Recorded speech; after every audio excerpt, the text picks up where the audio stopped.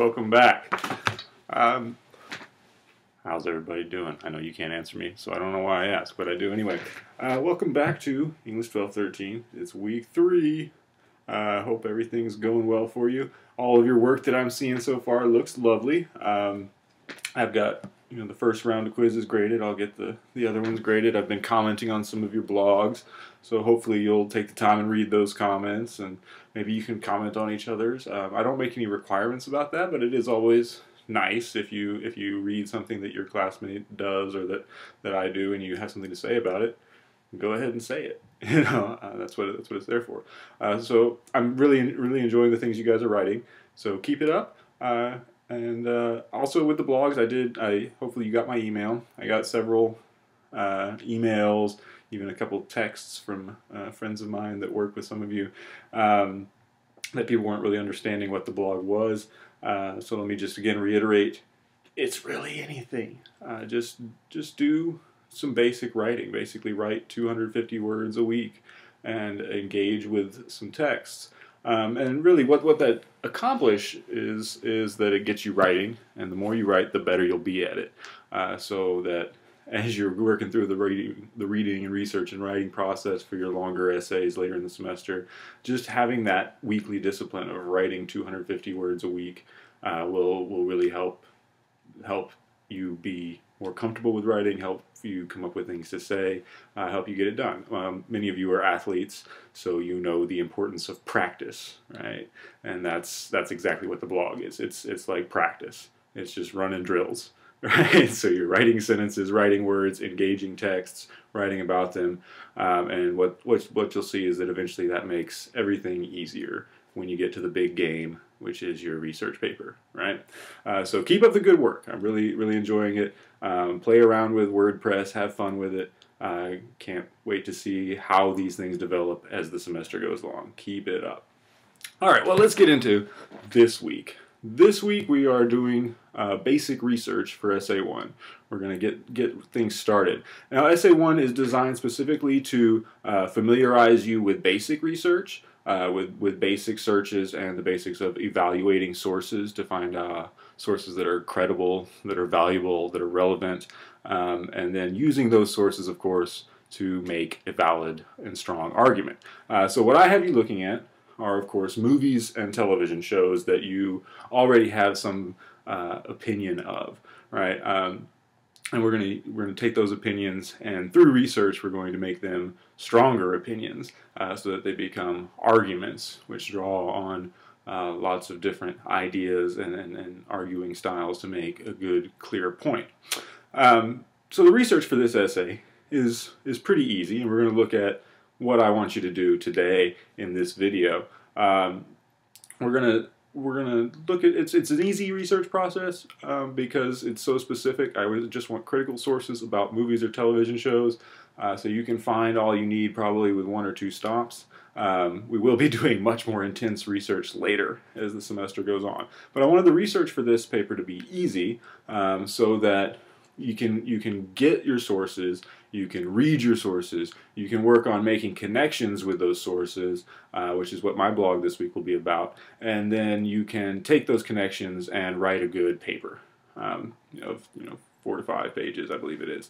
Also the research that you do with this is going to be a pretty good, clear, I think, illustration of the difference between good sources and bad sources. What we're going to look at today is where to find sources, and then we're also going to look at what good sources about television shows and movies look like and what bad sources look like. And that's also something you'll read about in other contexts as you do this week's reading. You'll read a lot about evaluating sources for their credibility as well as for their bias, and that's all very important. So hopefully you've picked a text that you want to work with, a movie or TV show. If you haven't, you need to get on that because you do have a rough draft due this week, right? And we'll talk about that later on in the video lecture here. But we're going to find our sources. You have your argument, you have a basic idea, your opinion, right? And we're going to make that argument better by finding some quick sources, some good sources, credible sources, and working with them, moving from our initial questions about our topic, like why do I like this, or why doesn't everybody else like this? I forget who it was, but somebody is writing about the movie White Chicks, which I know is not the most popular movie in the world.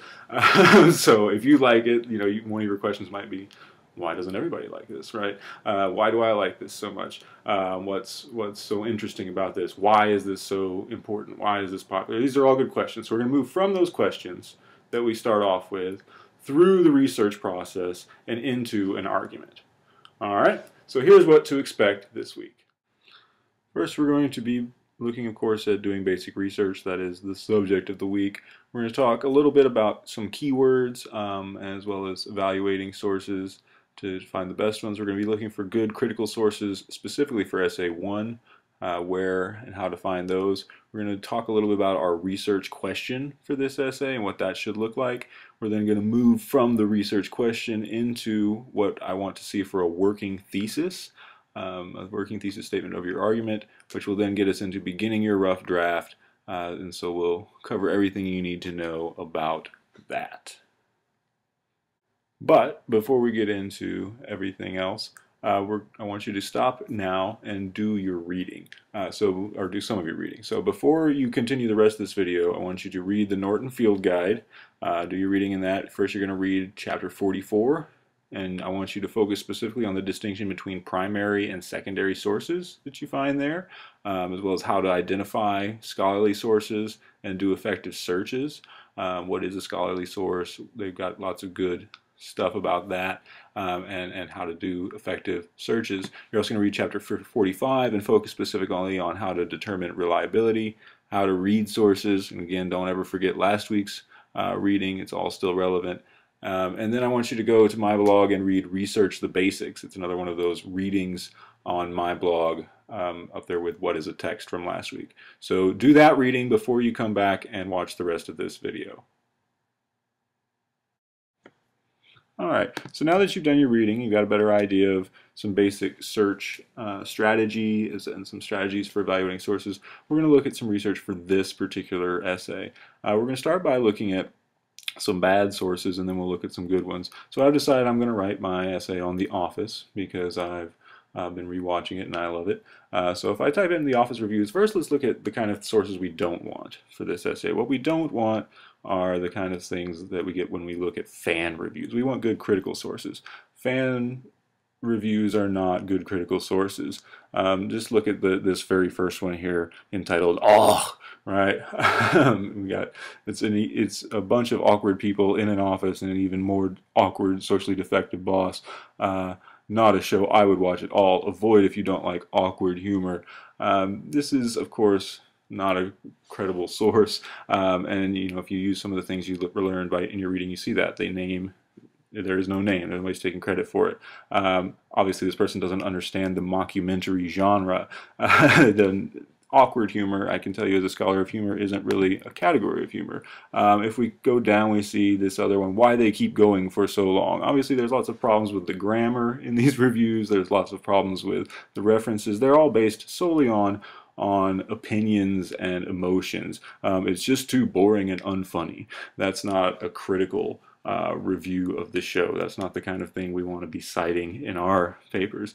That's the kind of thing you can say when you're yelling at your friends in your dorm room late at night. But that's not how we support a valid argument in writing. So avoid those sorts of sources. Avoid fan sources of fan reviews. You want to be specifically looking at what critics have to say.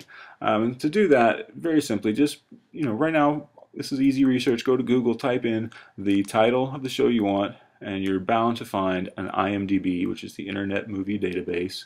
That's going to be one of the first things that comes up. And if you just go there, you've probably been on this website before, but maybe you haven't looked at the reviews down here, right? So we have both, again, we have fan and critic reviews. The quality of fan review on IMDb is a lot better than the site we were just on. Obviously, there's a lot more interesting stuff going on here, but still, it's all very subjective. It's all very much based on personal opinion and very insular to the show itself. It doesn't make any sort of critical connections between what it's talking about, between the writer's opinions and any larger critical conversations. And that's the kind of thing we're looking for specifically in a critical source. We're looking for good, credible critical sources that are reliable, that are backed up by good critical language, good critical thinking, comparisons, history, publication. All of these sorts of things help us determine the best sources for our papers. And again, while these are better fan reviews than we just saw, they still leave a lot to be desired. So we want to avoid these sorts of reviews. And they may sound easy, may sound like I'm not saying anything important that you haven't heard before, of course, but you'd be surprised how many times people turn in papers with with citations from fan reviews. So instead of that, what we want to do is go back to the Office homepage here. Let's go to the critic reviews, and we're just going to click on the first one that we find from the San Francisco Chronicle here. And this is, we'll see very quickly how this is a very different sort of writing. This is a very different sort of text that we're dealing with, and is by far more credible. Just within the first paragraph, we're making references to Citizen Kane, right? Which is, as everyone knows, that's film critics' favorite movie. It's always been on #1 on the list. There's also specific references here, very, very detailed specific references to the original British show, to what was going on in that and how it's adapted here in the American show. Very specific references to other texts, right? This text is engaging other texts and creating a conversation, the kind of thing that critics do, the kind of thing that I'm asking you to do. There's references to Dilbert, to Curb Your Enthusiasm, to This Is Spinal Tap, right? So as opposed to that fan reviewer who didn't know why they talked to the camera, here's somebody who's showing us that there's a wide history, a large history of this type of show. Again, there's specifics. We're given names of characters and actors, as well as some of their history. There's very specific, detailed information, and this is critical stuff. This is a higher level of discourse. This is the sort of thing that we want to engage in our text. Here we have a reference to an old entertainment saying, if it doesn't play in Peoria, which we can recognize clearly as being part of a critical conversation. So this is the kind of text we want to deal with. And for this assignment, it's really easy. You just go to IMDb and click on the critical sites, the critic reviews, and you'll find lots of critics saying lots of things. But I wanted you to see that difference there, to see what makes a critical review as opposed to just a fan review. Another website, of course, is Rotten Tomatoes. So if you just type in the title of your show and go to Rotten Tomatoes, you can go straight to critic reviews. Now this one I think is really going to be effective for you as you work on this paper, because remember, I do want you to have a source that disagrees with you, and we'll talk about why that is next week. But if you go to Rotten Tomatoes, of course, you have the critic reviews here, and you can look at the tomatoes. If there's a tomato, that means this person likes the show, right? But then if there's a splat, that means this person doesn't, right? So when you're trying to find a reviewer with whom you disagree, that makes it really easy here. If you just go to Rotten Tomatoes and find those sources that disagree with you, read those, and then you can engage them. So for your ease, I've designed this paper to be easy on how you do the research. Really, you can get everything you need done either at IMDb or at Rotten Tomatoes. Or you can be more complex than that if you want, but it's designed to be easy. I recommend you do it easily. So using these websites will help you to find good critical sources with which you can engage, good critical sources for you to read and to build your argument upon. Again, this is just the Rotten Tomatoes homepage for the show. You can divvy it up by season, lots of different things. And we'll talk more here in a second about strategies for how to go into analyzing these shows and movies. And you'll see those strategies being used by the critics as you read the sources. All right.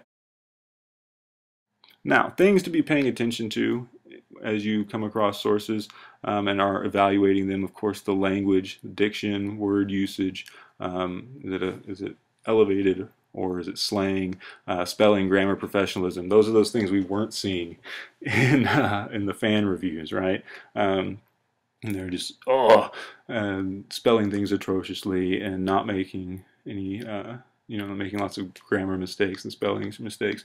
You can always check out your source's credentials. Where does this come from? And that's what I wanted you to see in my reading on basic research on my blog, where you saw that white power group hosting a site about Dr. Martin Luther King Jr.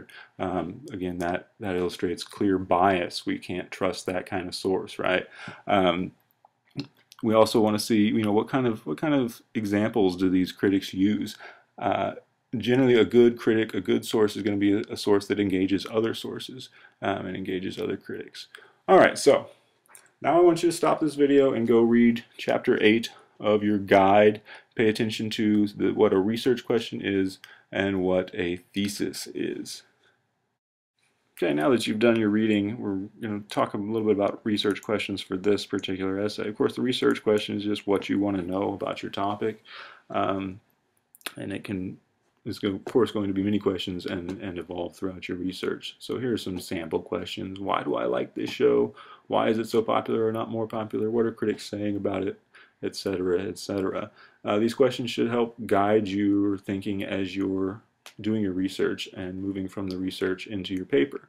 Some other things to think about as you're doing this process, or do you want to analyze the entire movie or TV show, or do you want to try something else, like for instance just looking at one character or group of characters, or perhaps looking at how the show relates to or takes part in being part of a genre. For instance, why is it funny? That's always a good one for me.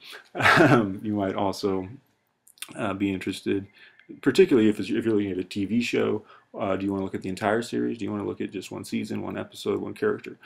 These are all important questions to ask yourself and things to be thinking about, because you want to make sure that your topic is sufficiently narrow for a 4 to 5 page paper. You don't want to take on too much here. So be thinking about that. Okay. Once we've got our good research questions and we do the research, then we can start to come up with a working thesis. And again, from the reading, our thesis is our take on the subject, stabilizes and defines the work, and it comes from our research and what you think about it. So it's important to come up with, in the drafting stage, a working thesis. Your working thesis is going to guide you and help you write the rest of your paper.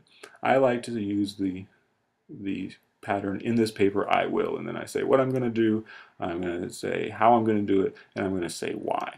Now we're going to look at a couple of samples of how I would do this, first with a movie and then with a TV show. So I'm going to look first at the movie The Interview and kind of thesis I would write about that, and then we'll talk about The Office again.